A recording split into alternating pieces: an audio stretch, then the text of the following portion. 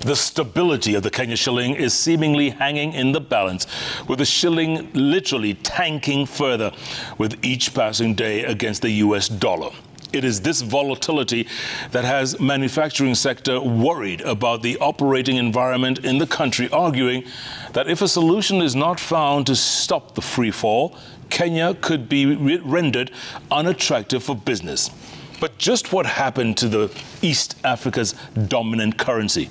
Our very own Jimmy Mbogoh spoke to market experts to understand some of the intrigues and what it will take to stabilize the shilling and restore its dominance in the region. Take a listen.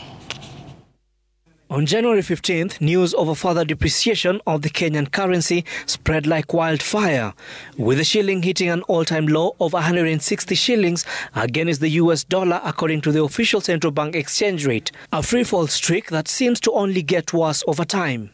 The shilling's alarming depreciation can be traced back to 2023, when the Kenyan currency rapidly lost its value from an average of 120 shillings against the US dollar in January, down to an average of 130 shillings to the dollar by mid-March. The shilling further dropped to 140 by mid-June and 150 before the end of October, only to cross the 160 mark in mid-January 2024.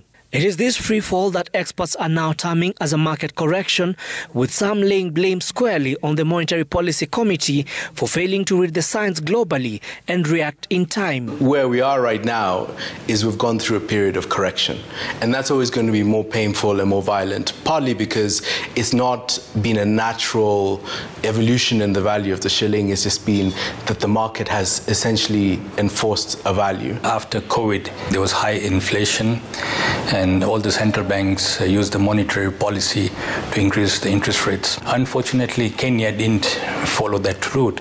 They increased their rates from only 7 to 9.5% and to 10 to 10.5% when the new governor came on board. So that is what has caused our Kenya shilling to crash. At the same time, the lack of cohesion between the National Treasury and the executive over the way forward in regard to the Eurobond bullet repayment did not inspire confidence to spur foreign direct investment back to the country, even as experts note that the repayment will be a defining moment for the Kenya shilling. I think there's a little bit of panic.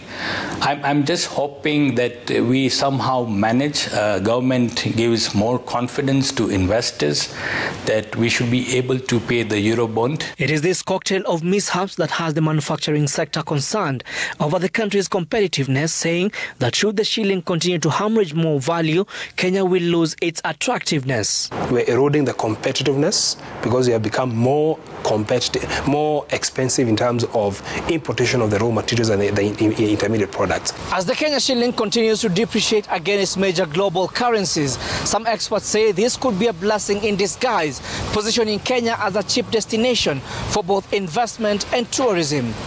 Jimmy Mbogoh, Citizen TV, Nairobi.